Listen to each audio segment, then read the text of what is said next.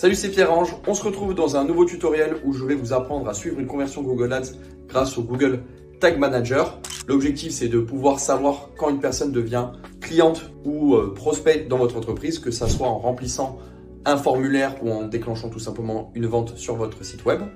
Aujourd'hui, c'est vraiment une étape indispensable quand vous allez créer des campagnes Google Ads de pouvoir suivre l'action que vous voulez obtenir de la part du visiteur. Sinon, vous allez vous exposer à deux problèmes. Le premier, c'est que vous allez avancer à l'aveugle. Vous allez dépenser du budget Google Ads et vous n'allez pas savoir en fait combien vous gagnez concrètement grâce à ce budget-là. Vous n'allez pas pouvoir aussi identifier potentiellement les mots-clés, les annonces qui ont déclenché l'objectif de conversion, que ça soit obtenir un prospect ou une vente. Et le deuxième problème, c'est qu'aujourd'hui, Google Ads fonctionne essentiellement en smart bidding, c'est-à-dire qu'il va s'optimiser par rapport aux informations qu'il obtient sur les nouveaux clients ou les nouveaux prospects. Donc, si cette information n'est pas présente, ce smart bidding est impossible et en fait, Google Ads va diffuser vos annonces dans tous les sens, jeter votre budget complètement par la fenêtre. On se retrouve sur mon ordinateur et vous allez voir, c'est très simple.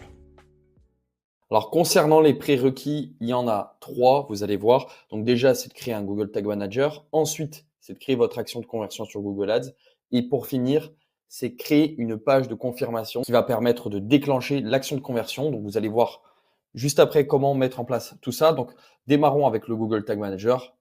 La base, c'est de devoir créer un compte Google Tag Manager si ce n'est pas fait. Vous allez sur Google Tag Manager, vous créez un compte. Le nom, vous mettez le nom de votre entreprise, vous mettez ce que vous voulez pour vous repérer.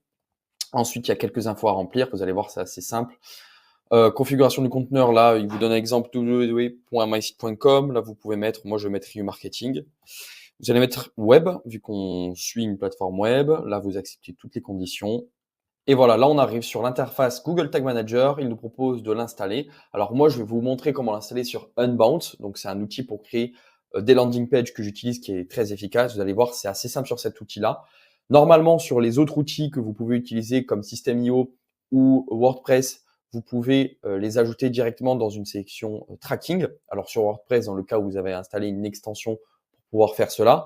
Sinon, vous devez suivre les indications indiquées à l'écran pour copier, en copiant le code et en l'intégrant directement de votre site web. Donc déjà, le premier code va arriver dans la section Aide de votre page, dans vraiment le code Aide.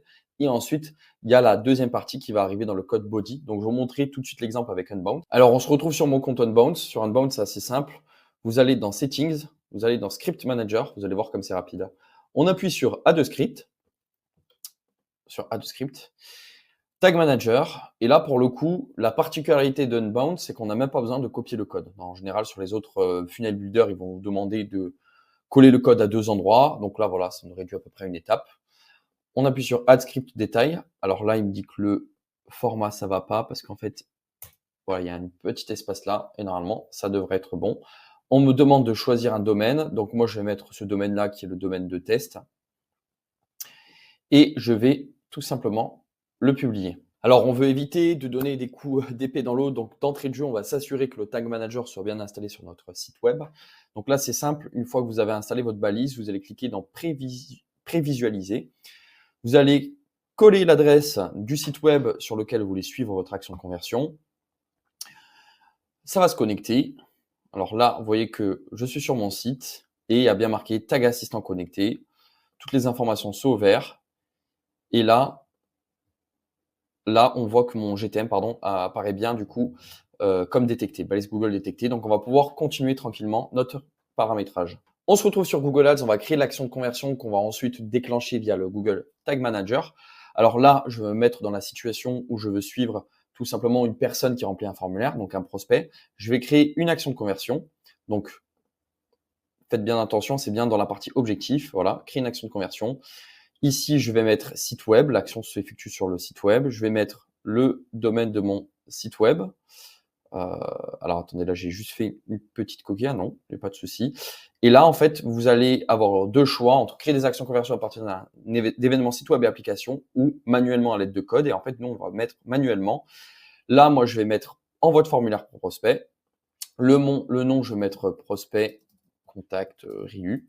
Ça permet de vous distinguer ensuite quand vous avez plusieurs actions de conversion. Par exemple, si vous avez, imaginez que vous êtes pisciniste, vous avez un prospect qui est rentré pour une piscine en bois et un autre pour une piscine creusée, il faut pouvoir séparer un petit peu le nom des prospects afin de savoir ce que vous avez obtenu Au niveau de la valeur, alors là, ça va dépendre de plusieurs choses. Dans le cas où vous êtes en train de vendre un produit directement sur votre page, c'est-à-dire qu'il y a un endroit où on met sa carte bancaire, que ce soit pour acheter un infoproduit, une formation ou même un produit physique, vous allez renseigner la valeur de conversion, donc la valeur du produit que vous vendez, simplement. Vous n'allez pas vous embêter. Si vous vendez un produit à 100 euros, vous mettez 100 euros. Dans le cas où vous faites des prospects, moi, ce que je recommande de faire, en général, je fais ça, je ne mets pas de valeur de conversion, c'est-à-dire que ça ne nous intéresse pas, on ne remonte pas cette valeur. Par contre, il y a une petite subtilité.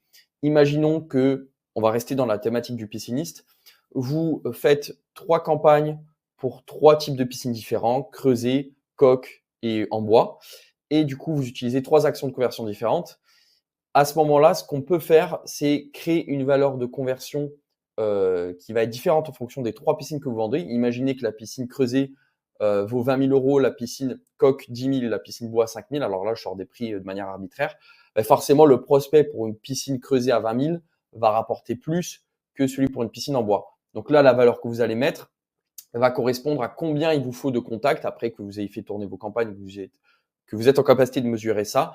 Vous allez mettre combien il vous faut de contacts pour générer une vente. Et donc, vous allez diviser le chiffre d'affaires. Imaginons qu'il nous faut 20 contacts pour vendre une piscine creusée. À ce moment-là, la valeur de mon contact, elle est de 1 000 euros. Voilà, parce que je sais que dès que j'ai 20 contacts, je génère à peu près 20 000 euros de chiffre d'affaires.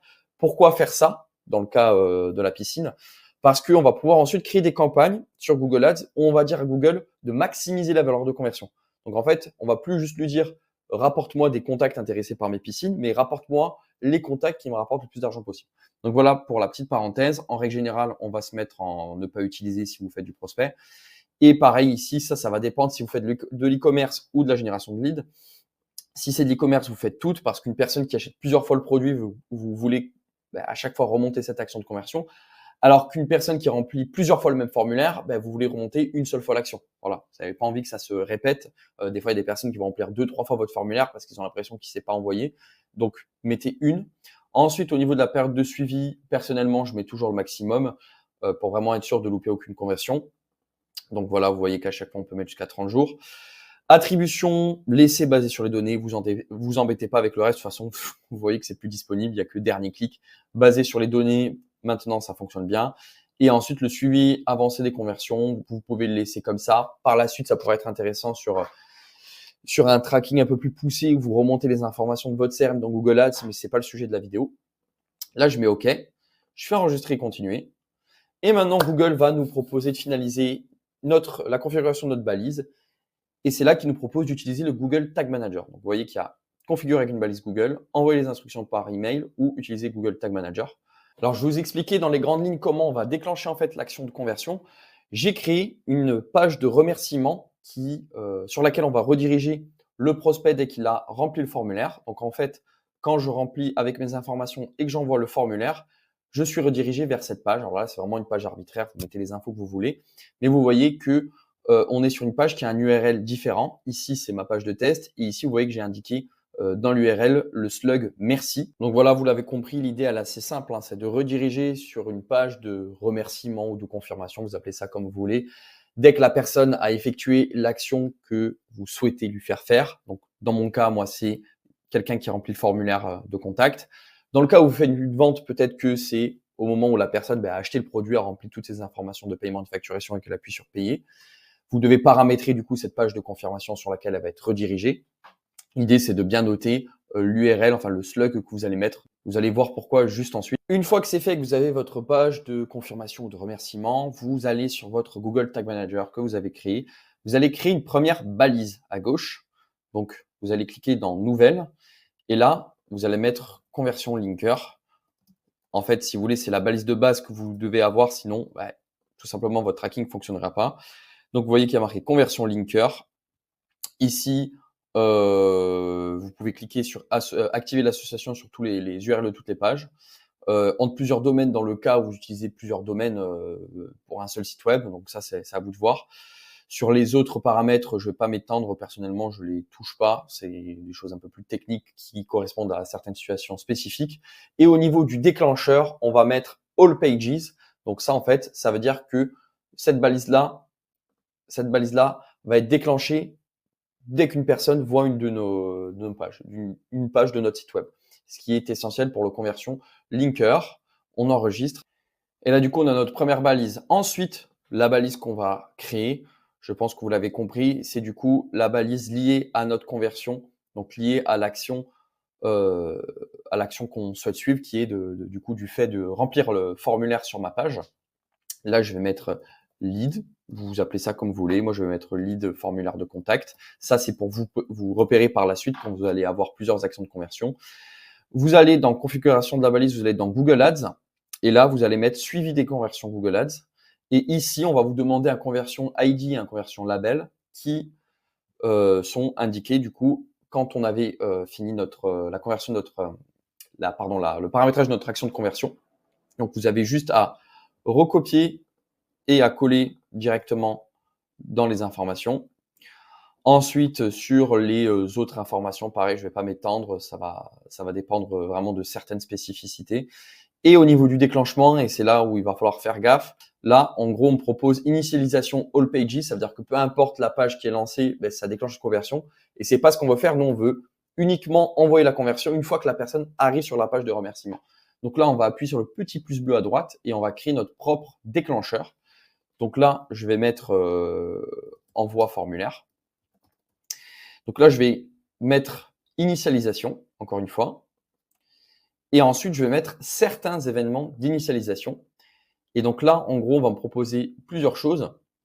Et moi, ce que je vais mettre, c'est que le page URL, donc l'URL de la page où on renvoie notre prospect, contient certains mots. Donc là, dans le cas présent, c'est le mot merci. Donc en fait, ce qui va faire que dès que le Google Tag Manager détecte qu'une page a été initialisée par le visiteur, le prospect, et qu'elle contient dans son URL le mot merci, il va déclencher du coup une action de conversion à Google Ads et il va remonter du coup cette information dans Google Ads. Donc dans le cas où vous mettez confirmation, mettez confirmation. L'idée c'est vraiment de remettre le mot spécifique que vous avez choisi pour identifier cette action-là. Donc moi je vais cliquer sur enregistrer. Là vous voyez que j'ai bien ma balise qui a été créée. Également mon déclencheur a bien été créé, comme vous pouvez le voir. Ce que vous allez faire avant de dire OK à Google et de finaliser votre configuration, vous allez devoir tester cette action-là que vous avez créée pour être sûr qu'elle se déclenche bien. Donc, vous allez cliquer sur prévisualiser, qui est juste ici, donc le bouton blanc. Ça va vous permettre du coup de tester votre action de conversion sans la publier de manière officielle sur le Google Tag Manager. C'est comme un petit peu un simulateur de Google Tag Manager. Donc là, il va vous proposer d'aller sur votre site web. Donc moi, du coup, c'est le site de test que j'ai mis. Vous voyez que là, le tag assistant est là. Donc ça, vous ne devez pas fermer cette fenêtre. Vous pouvez la mettre dans un coin si elle vous gêne, mais ne la fermez pas. Donc il y a marqué que c'est bien connecté. Là, dans mon espace de débogage, vous voyez que le conversion linker a bien été déclenché parce que du coup, on l'a mis sur all pages. Donc ça veut dire qu'il fonctionne bien. Et là, l'idée, c'est de voir si cette balise-là va se déclencher quand je remplis le formulaire. Donc là, je vais sur mon test. Donc, je vais remplir mes informations. J'appuie sur envoyer. Je suis redirigé sur la page de remerciement. Donc, le Tag Manager est toujours connecté, comme vous pouvez le voir. Et là, on voit que ma balise lead a bien été déclenchée. Donc, le prospect va bien remonter dans Google Ads quand il va effectuer cette action-là. Donc là, j'appuie sur arrêter le débogage. Je retourne sur mon Tag Manager et je peux publier. Donc là, j'appuie sur envoyer. Vous pouvez mettre un descriptif. Moi, je vais mettre ajout balise lead. Ça vous permet de savoir un petit peu ce que vous avez fait. Et quand vous devez faire des modifications, de savoir quelle version vous avez publiée, à quelle modification est associée les versions que vous publiez, peut-être l'ajout d'un tracking appel téléphonique. D'ailleurs, je vais peut-être faire un tuto pour vous montrer comment suivre quand une personne appelle un numéro depuis votre site web, même en étant sur son ordinateur et en utilisant son téléphone. Là, c'est bien publié et du coup, on peut retourner dans Google Ads, on peut appuyer sur OK. Notre action de conversion, elle a bien été créée et comme vous pouvez le voir, il y a juste marqué aucune conversion récente, ce qui est normal vu qu'on n'a pas encore utilisé la balise dans nos campagnes Google Ads, mais on n'a pas attention requise, ce qui veut dire qu'elle est bien fonctionnelle. Donc voilà, vous allez pouvoir enfin savoir exactement combien vous rapporte la publicité Google et surtout, vous allez pouvoir aider Google Ads à vous apporter la meilleure performance possible en remontant cette information-là. J'espère que cette vidéo vous aura plu. Je vous invite à vous abonner à ma chaîne YouTube pour recevoir plus de contenu de ce genre et je vous dis à très vite.